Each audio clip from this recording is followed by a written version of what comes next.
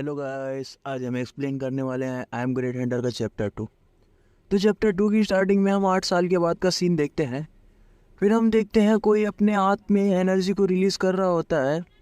और सामने से रिपोर्टर उसका इंटरव्यू लेते हुए कह रही होती है ये चीज़ तो पूरी तरह से खाली है। तो वो हंटर उस रिपोर्टर से कहती है इसे इस स्टेटस विंडो कहते हैं और ये सिर्फ अपने ओनर को दिखाई देती है। फिर हम उस हंटर को देखते हैं जो कहती है जब पहली बार मुझे ये सिस्टम मिला था तो मुझे ऐसा लगा था कि मैं किसी गेम की वर्ल्ड में आ गई हूँ और ये स्टेटस विंडो मुझे बताती है कि मैं कौन कौन से स्किल्स को यूज़ कर सकती हूँ। फिर वो हंटर अपने एक स्किल्स को यूज़ करते हुए कहती है मैं जिन स्किल्स को यूज़ कर सकती हूँ ये उन्हीं में से एक है। फिर हमें उस हंटर के पास्ट लाइफ के बारे में बताया जाता है कि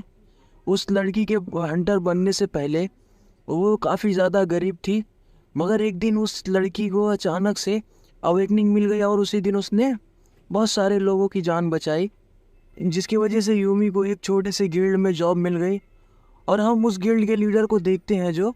सभी को कह रहा होता है कि डंजन के अंदर मिलने वाली सभी लूट तुम्हारे लक के ऊपर डिपेंड करती है कि तुम्हें कितनी बड़ी लूट मिलेगी। हालांकि ये हंटर की जॉब काफ़ी ज़्यादा खतरनाक होती है, मगर इस जॉब में तुम्हें दुनिया के हर एक जॉब से ज़्यादा इनकम मिलेगी। फिर राइटर हमें माना स्टोन के बारे में बताता है कि एक माना स्टोन भी इस दुनिया के लोगों के लिए काफ़ी ज़्यादा कीमती होता है, क्योंकि माना स्टोन सिर्फ हाई लेवल के डंजन में मिलता है और एक हाई लेवल के डंजन को क्लियर करने में एस रैंक के हंटर्स की ज़रूरत पड़ती है। और कोरिया के अंदर सबसे स्ट्रॉन्ग एस रैंक का हंटर यूहान है जिसकी अवेकनिंग डंजन के ब्रेक होने के वक्त हुई थी। और यूहान के मॉम डैड की डेथ उस यूहान के यंग एज में ही हो गई थी, मगर फिर भी यूहान ने अपनी अवेकनिंग के बाद खुद की गिल्ड को बनाया और अपनी कंट्री का सबसे यंग गिल्ड मास्टर बन गया। और यूहान ने कुछ टाइम पहले ही कहा था कि उसके पास अब काउंटलेस मनी है। फिर नेक्स्ट सीन में हम वापस उसी हंटर को देखते हैं जो जिसे एक रिपोर्टर पूछ रही होती है कि क्या यूमी आपके पास भी काफ़ी ज़्यादा मनी है। तो वो हंटर कहती है काश मैं भी उतनी ज़्यादा रिच होती, मगर मेरे जैसी एक ई रैंक की हंटर बस इस बारे में सोच ही सकती है। फिर वो हंटर मुस्कुराते हुए कहती है मगर मैं इस बात से खुश हूँ कि मैं मेरे भाई के ट्यूशन फीस को जमा कर सकती हूँ। और हम देखते हैं उस हंटर की न्यूज़ को कोई अपने टीवी पर देखते हुए कहता है हंटर यूमी जिसे मैं न्यूज़ पर देख रहा हूँ कुछ ही टाइम पहले डंजन को क्लियर करते वक्त इसकी डेथ हो गई थी और यूमी के मौत का कारण डॉक्टर्स ने उसकी गहरे जख्मों को बताया था। फिर हम हमारे मेन कैरेक्टर को देखते हैं जो टीवी पर इस न्यूज़ को देखते हुए कहता है एक्सपर्ट का कहना है कि यूमी जैसे हंटर को खोना काफ़ी दुख की बात है।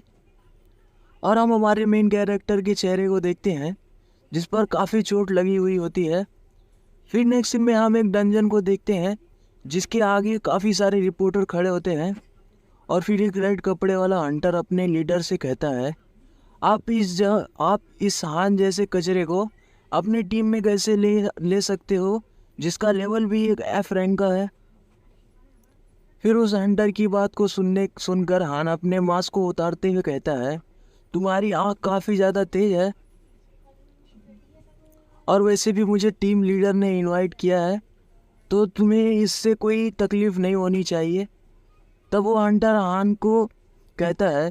तुम जैसे कचरे की हमारे टीम में कोई ज़रूरत नहीं है। तो फिर टीम लीडर रेड कपड़े वाले हंटर से कहता है अरे तुम इतनी छोटी सी बात के लिए इतना गुस्सा क्यों कर रहे हो,